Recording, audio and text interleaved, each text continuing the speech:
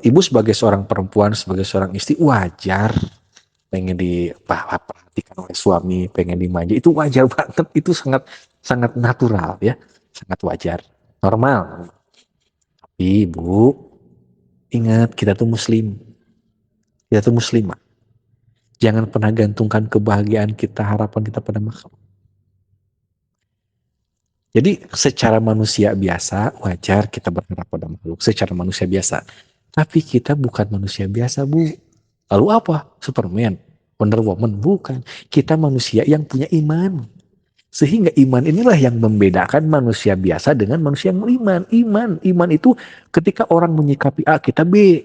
Ketika orang menyikapi ini galau, kita sabar. Ketika orang menyikapi ini adalah sebuah penderitaan, kita melihat ini ada hikmah. Jadi selalu ada kacamata lain bagi orang yang beriman itu. Selalu ada penilaian dan hikmah lain.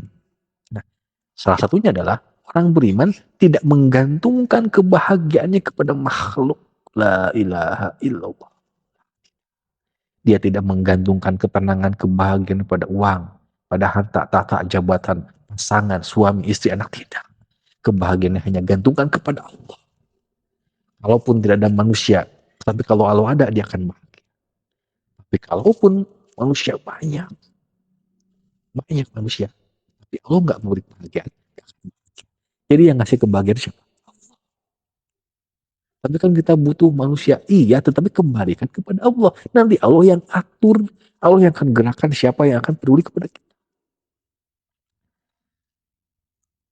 Ya, apakah Allah akan pilih kasih? Tidak. Orang tua mungkin bisa cuek, bisa pilih kasih, suami bisa cuek, bisa pilih kasih. Allah nggak cuek, Allah sayang sama kita. Toh kasih sayang mereka juga kan titipan dari Allah. Kasih sayang yang ada pada orang tua, yang ada pada suami itu milik Allah, Bu. Suami nggak punya cinta. Suami nggak punya cinta.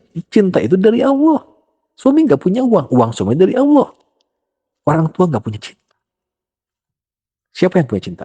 Cuman Allah. Nah, Allah titipkan kepada orang tua, pada suami sedikit. Jatah ibu ya sedikit. Terima. Mungkin Allah sedang siapkan jatah cinta yang gede dari hal lain. Mungkin dari anak kita nanti. Mungkin dari siapa. Mungkin dari hal lain. Mungkin dari kesehatan. Mungkin dari iman. Mungkin dari ilmu. Mungkin dari nanti di surga. Aduh, udah. Jangan sampai kita tuh seolah-olah menggantungkan kebahagiaan pada makhluk. Ya, jangan. Ini perangkap setan. Supaya kita sedih, supaya kita galau, supaya kita jadi rumah tangga berantakan. Ini perangkap setan. Jadi gimana? Berbuat baiklah pada suami karena Allah. Layani suami karena ingin pahala dari Allah. Bukan ingin dibalas lagi. Lagi nunggu-nunggu perhatian dari suami. Tunggulah perhatian dari Allah. Ya Allah, aku ingin diperhatikan olehmu. Ya Allah, aku ingin dicintai olehmu. Boleh, terus minta. Nanti Allah akan mencintai kita dengan caranya. Baik langsung dengan mencintai kepada kita. Kita jadi bahagia, kita jadi tenang. Kita jadi senang walaupun tanpa perantara manusia. Atau Allah mencintai kita dengan cara Allah pun menjadikan perantara. Misalkan suami digerakkan hatinya, tiba-tiba jadi sayang sama ibu. Anak digerakkan hatinya jadi berbakti kepada ibu. Orang lain jadi berbakti, jadi suka sama ibu, jadi baik sama ibu. Kita cuma punya Allah. Kebahagiaan itu ada pada Allah. Harta, tenangan itu ada pada Allah. Ya, jangan bergantung pada apa. Hanya butuh Allah. Maka dekatkan terus kepada Allah dan niatkan ibadah untuk melayani suami. Jangan terpaksa dan jangan ingin dibalas. Penyakit itu disebut dengan ingin rasa dibalas. Ingin dibalas oleh makhluk. Jangan. Hanya ingin dibalas oleh Allah. Cari ridho Allah selalu. Ikhlas. Hanya berharap pahala dari Allah. Balasan dari Allah. Kita berbuat baik. Udah kan memang kita ibadah. Meskipun dia nggak balas pun nggak masalah. Tuh Allah yang balas kan. Kita kan selama ini hidup inna sholati wa nusuki wa mahyaya wa mamati lillahi rabbil alamin. Hanya untuk Allah. Ngasuh anak, didik anak karena Allah. Semuanya karena Allah. Baik pada suami, sopan pada suami, sabar pada suami karena Allah. Mau suami gini, bodo amat urusannya dengan Allah. Jangan sekali lagi, jangan pernah gantung harapan pada apapun, pada siapapun. Cukup. Ya. Tapi kan saya pengen gini, Allah lebih tahu keinginan kita. Allah lebih paham dari tubuh kita, Allah lebih paham. Yang membuat otak Allah, yang membuat perasaan Allah, yang membuat jantung, yang membuat semua anggota tubuh kita dari ujung kaki ke ujung kepala, Allah lebih tahu keinginan kita. Jangan banyak tapi kan seolah-olah Allah itu nggak tahu. Seolah-olah Allah di sini melalaikan atau Allah tidak perhatian. Sangat perhatian.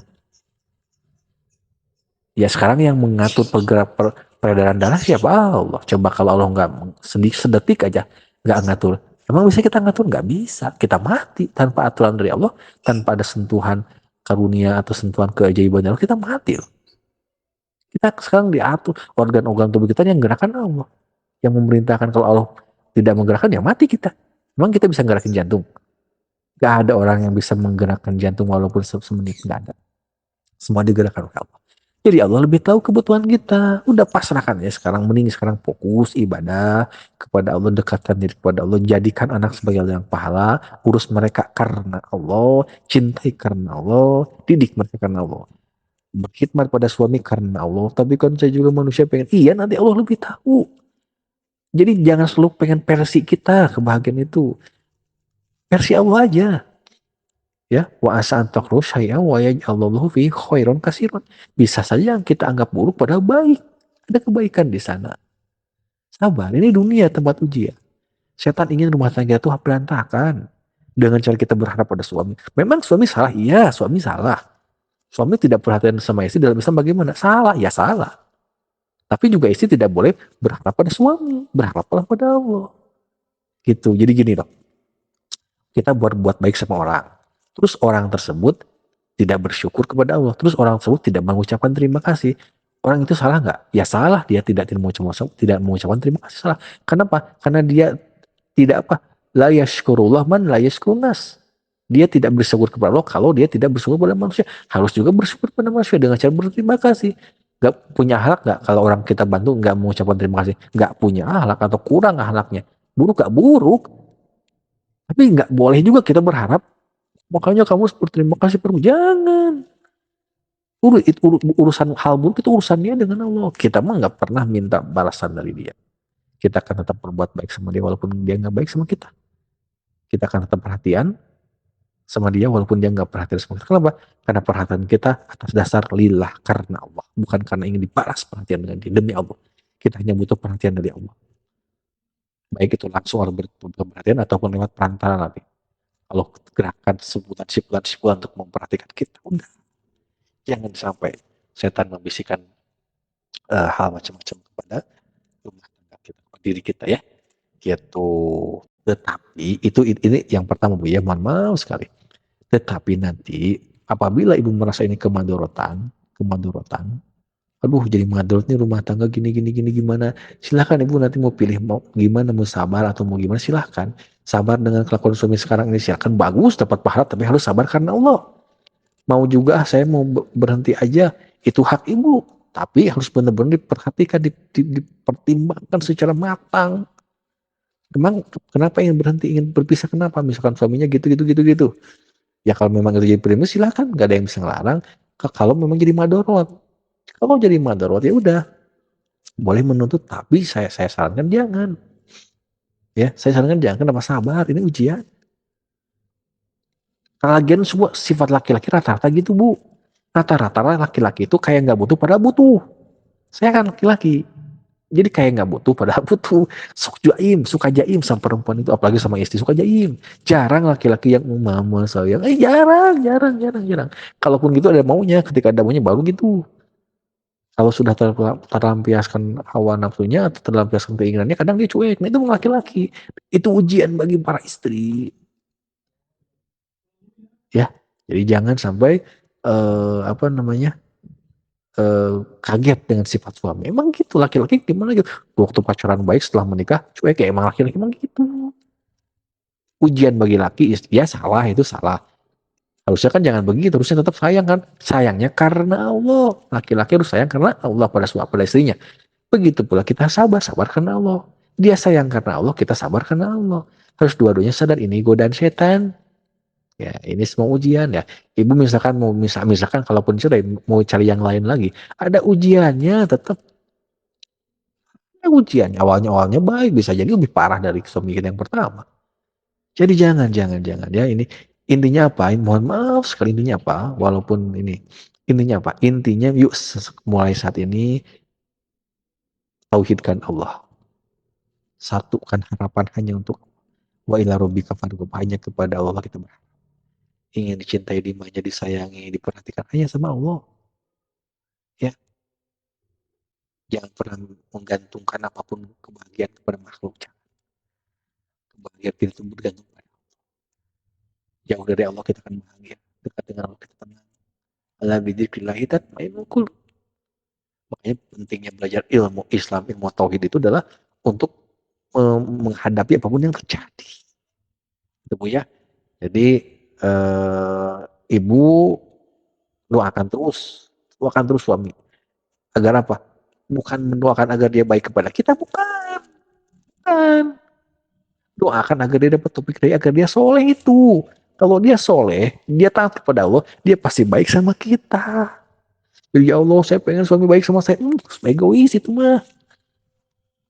Kalau suami baik sama kita, belum tentu dia soleh kepada Allah, belum tentu dia sholat. Banyak suami yang baik pada istri tapi nggak sholat. Mereka menafkahi bukan karena Allah. Kalau kita minta suami soleh udah sangat cukup. Ya Allah, berilah suami saya taufik hidayah agar dia menjadi bapak atau suami yang soleh. Itu udah sangat cukup. Kalau dia soleh, dia akan sangat memuliakan ibu. Karena dia takut sama Allah. Dia akan sangat memuliakan ibu. Baik kebaikannya kepada ibu akan jadi apa? Akan jadi lillah. Akan atas karena Allah, bukan karena memang ada maunya saya ibu. Jadi kalau laki-laki, mohon maaf, laki-laki yang ikhlas mencintai kita itu, mau ada maunya sama kita atau enggak, dia akan tetap baik. Karena kebaikannya itu karena Allah. Makanya yuk doakan suami agar soleh. Ya agar dia mau sholat, mau dekat dengan Allah. Pasti efeknya baik pada kita. Makanya kata Nabi kan bilangnya, kalau kita mau cari suami itu, dinuhu wa khuluquhu fazawazuhu. Agamanya lihat, akhlaknya lihat. Kalau dia beragama dan berakhlak, insya Allah. Kalau dia miskin, iyakun fuqara ayughnihimullahu min fadli, Allah akan kayakan. Kalau dia pun misalkan tidak cinta, dia akan sangat menghormati kita. Karena wanita laki-laki soleh, kalau dia nggak cinta pun dia akan sangat menghormati siapapun, termasuk istrinya karena Allah. Jadi sabar dan mulai saat ini rubah mindset kita, tujuan hidup kita hanya bergantung kepada Allah ya. Itu tauhid, mensatukan Allah dalam perkara apapun. Jadi makanya kadang-kadang saya bahas tentang tauhid itu untuk menguatkan siapapun untuk kuat. Hanya bergantung kepada Allah. Itu nggak butuh makhluk. Tapi kenapa kita kadang berdagang, bersosialisasi, itu diperintahkan oleh Allah. Itu diperintahkan, kalau nggak diperintahkan nggak mau. Kata Allah kan, wa ta'awanu 'alal birri wa taqwa, tolong menolonglah. Tuh berarti perintah. Jadi ketika kita tolong menolong sama orang, terus fajawaju, menikahlah, itu perintah. Atas dasar perintah kita menikah, kita kerja, kita baik, kita gini-gini, atas perintah. Kita nggak butuh makhluk. Terus kalau nggak butuh makhluk, kenapa suka pinjam uang ke makhluk? Allah yang perintahkan. Kalau memang saudaramu mempunyai kelebihan rezeki, sedekah pada saudara yang kekurangan itu kan. Terus kalau kita memang sangat terdesak, boleh minta tolong kepada saudara kita untuk menguatkan tadi silaturahmi. Itu kita tuh ikhtiar diperintahkan, bukan karena memang butuh ikhtiar. Kita nggak butuh ikhtiar, tapi berhubung kita diperintahkan dan perintah adalah ibadah, ya kita niat ibadah ketika kerja. Gitu Bu ya. Wallahu a'lam bishawab, saya mohon maaf kalau ada kata-kata tidak berkenan. Memang cara penyampaiannya mungkin seperti ini, bukan karena apa-apa, supaya lebih kuat aja kita ya, sabar ya. Oke, insya Allah ini dunia tempat ujian, semua orang punya masalah, semua orang punya ujian, semua, nggak ada yang luput dari masalah, nggak ada semua. Tapi orang-orang kayak bahagia di depan kita, bahagia di dalamnya hancur lebur, wah berantakan Bu. Sabar. Ini dunia tempat, nggak ada yang enak di dunia ini kecuali orang-orang yang bisa menilai di kacamata lain, baru dia enak. Bagi orang yang kacamata sempit itu kan selalu aduh terus aduh. Tapi kalau kacamatanya luas lebar, oh ada hikmah di sini. Oh, akhirnya bisa pandai melihat kebahagiaan di saat orang tidak pandai melihat kebahagiaan. Dia melihat itu merupakan kebahagiaan, menurut orang itu ketidakbahagiaan. Jadi pinter. Ya, gitu ya. Wallahu a'lam bishawab.